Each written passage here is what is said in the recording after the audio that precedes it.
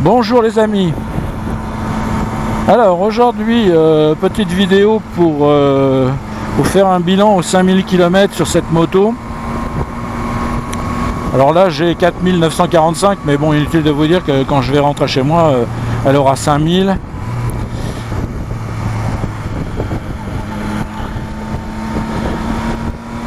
Donc globalement je suis très satisfait de cette moto, il n'y a rien à dire. Je vais vous faire un comparatif parce que j'ai eu un autre trail qui était la Multistrada 1260S. Les abonnés qui me suivent connaissaient cette moto. Alors globalement je préférais la Multistrada. Je vais vous expliquer pourquoi. Bon, le plus gros inconvénient de la Multistrada, c'est comme toutes les Ducati, c'est son prix. Qui est d'ailleurs de plus en plus délirant, enfin comme toutes les Ducati. J'ai vu la nouvelle de Ducati Diavel qui m'intéresserait bien, mais enfin là on est à 27 500 €. On est en plein délire là. Alors bref. Donc je vais vous dire quels étaient les avantages et les inconvénients. Alors on va parler des avantages, bon, succinctement, parce que il y en avait un une fois qui m'avait dit ouais, pour dire que ça roule bien, que ça freine bien, bon, sans doute, oui, ben on s'en doute, mais bon, quand même faut-il le dire. Regardez ces beaux virages. C'est pas beau ça. Ah, j'ai vu la vidéo du daron d'Aquitaine. Là-bas en Vendée, il a que des lignes droites. Et en plus de ça, ces forêts de pins sont brûlées avec les incendies qu'il y a eu l'été dernier. Donc c'est un peu triste. Mais là, si vous aimez les virages, alors tout en étant prudent, je l'ai déjà dit plusieurs fois sur mes vidéos, il faut vraiment se méfier. Parce que là on est à l'heure du midi, on pense être seul, mais bon, il arrive que des fois on rencontre des gens qui s'amusent aussi et en voiture et qui prennent toute la place, qui coupent les virages. Enfin bref. Donc l'avantage de la Tracer, c'est sa boîte de vitesse, qui a une boîte de vitesse courte. Donc les rapports sont courts, donc on peut changer de vitesse facilement. Mais alors en plus il y a un truc qui est top là-dessus, c'est le shifter. C'est la première fois que je vois un shifter aussi bien. Parce que j'en ai eu avec des shifters dont les Ducati et franchement bon, c'était assez moyen, fallait vraiment être dans les hauts régimes. Là le shifter il est impeccable, bon à partir de la troisième, parce que bon la deuxième c'est quand même, bon c'est pas non plus une boîte automatique.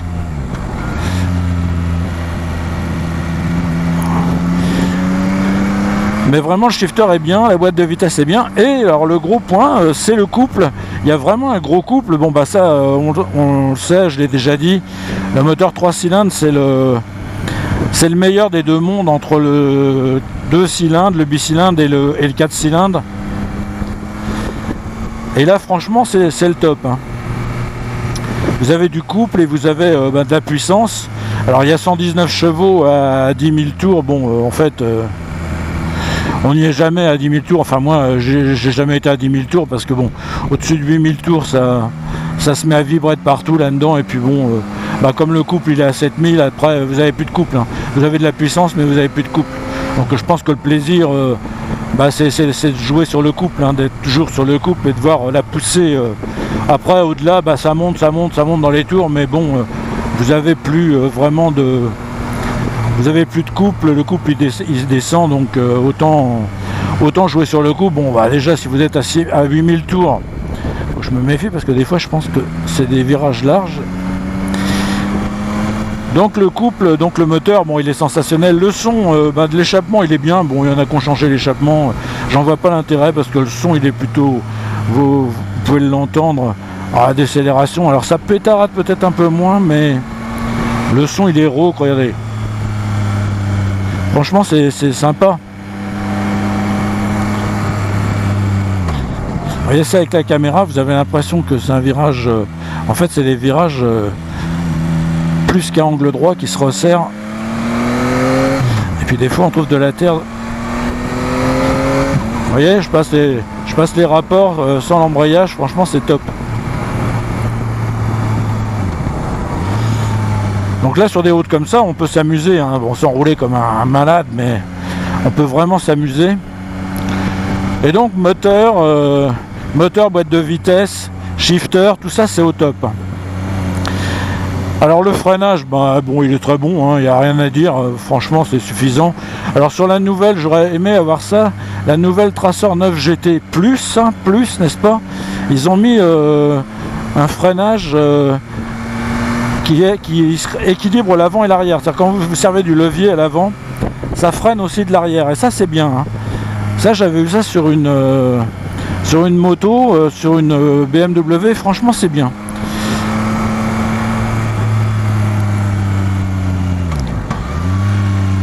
Et ça c'est des virages, bon c'est pas le moment d'aller, si vous voulez finir dans le bas côté là-bas, il y a intérêt à se méfier. Donc voilà, ça c'était pour les qualités, donc alors maintenant on va parler des défauts qui n'en sont peut-être pas pour certains. En fait c'est un problème de taille, de votre taille. Moi je fais 1m68 et j'ai mis des bottes avec des semelles compensées.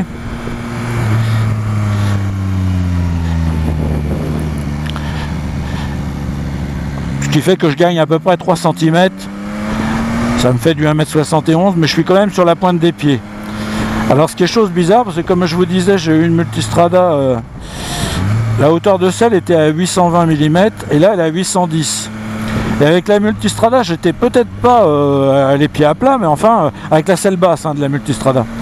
J'étais peut-être pas avec les pieds à plat avec la Multistrada, mais enfin j'étais quasiment, c'était vraiment très bien. Mais la selle était étroite. Alors là, je sais pas si c'est à cause de la forme de la selle. Toujours est-il que là, je suis sur la pointe des pieds. Presque la plante, mais enfin bon, pas tout à fait quand même. Et ça c'est vraiment un inconvénient. Alors surtout si vous vous trouvez en dévers, etc. Ou si vous faites de la moto en duo. Sans compter qu'en plus j'ai modifié la compression pour abaisser légèrement la moto. Bon, j'ai dû gagner 1 cm. Mais ça c'est pour des gens qui sont pas très grands, même 1m70. Ou alors vous mettez des bottes comme j'ai. Mais sinon, franchement, c'est un inconvénient. Je ne sais pas comment ils peuvent dire que la selle fait à 810 parce que j'ai des doutes là-dessus.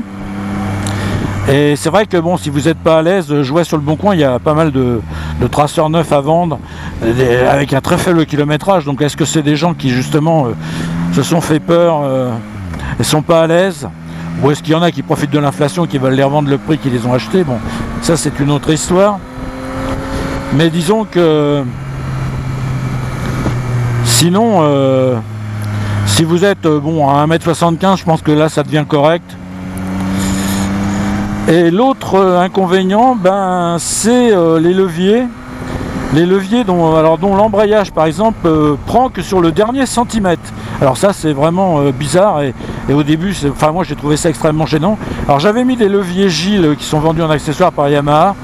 Franchement, ça c'est pas terrible, vraiment c'est nul. C'est pratiquement pareil que les leviers d'origine. À part le prix, on a plus de 260 €.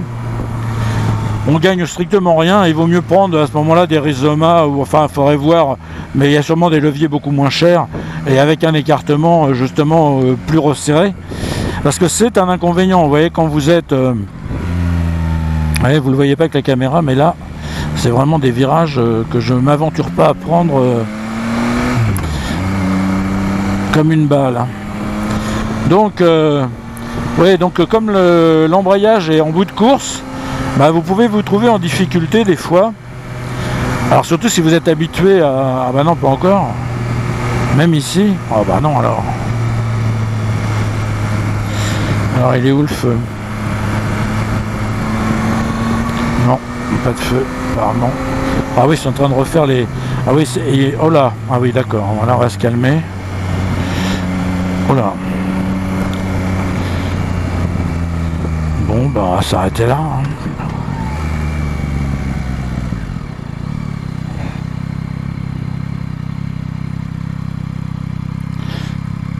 Et voilà, vous voyez, peut-être que vous le voyez, je suis sur la pointe des pieds. Donc, on le sait bien que c'est jamais une position très agréable. Et donc les leviers, l'écartement est vraiment loin, même les freins. Bon d'accord, les freins on les prend avec 2 doigts, ça va. Mais quand même, c'est pas... J'aurais aimé, vous voyez là, je suis complètement à fond, hein, on peut pas aller plus loin. Alors quand il parle de 35 réglages, je voudrais bien qu'il me dise c'est une molette, hein. Puis bon, voilà quoi. C'est-à-dire que de base ils sont déjà très éloignés, donc ça c'est vraiment pas terrible.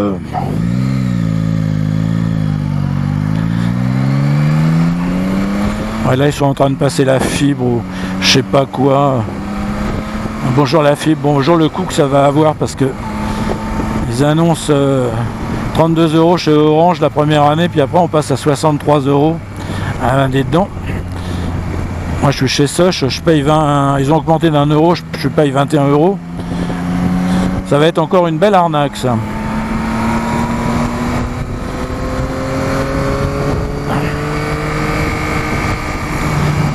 Donc oui, le plus gros inconvénient pour moi c'est les leviers, et j'ai pas des mains spécialement de nain, hein. Donc bon, on peut y remédier, mais avec d'autres leviers, surtout pas les leviers Gilles. Et ça, bon, maintenant je me suis habitué, surtout l'embrayage, mais franchement, bon, ça c'était quand même un inconvénient. Alors entre ça et la hauteur de selle, bon voilà quoi, c'est... Pensez vraiment à aller l'essayer avant de l'acheter, parce que vous pourriez être surpris si vous n'avez pas une taille, enfin à mon avis 1m73, 75, parce que vous pourriez vous trouver dans une situation critique, surtout en plus si vous avez un ou une passagère. Sinon, bon, c'est que du bonheur, hein. Il y a vraiment rien à dire. Alors la Multistrada, l'embrayage, comme toutes les Ducati, il prend presque tout de suite, quoi. C'est assez agréable. Après, on peut relâcher le levier, c'est bon, hein. Ouais, je fais un peu n'importe quoi sur la route, mais enfin bon, ah oui, il y a des... Évidemment, regardez ça, le beau tas de gravillons, là.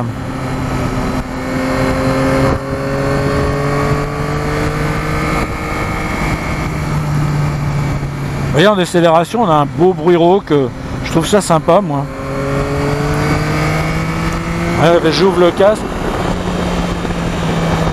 Voilà, j'ai ouvert pour que vous puissiez entendre le beau bruit.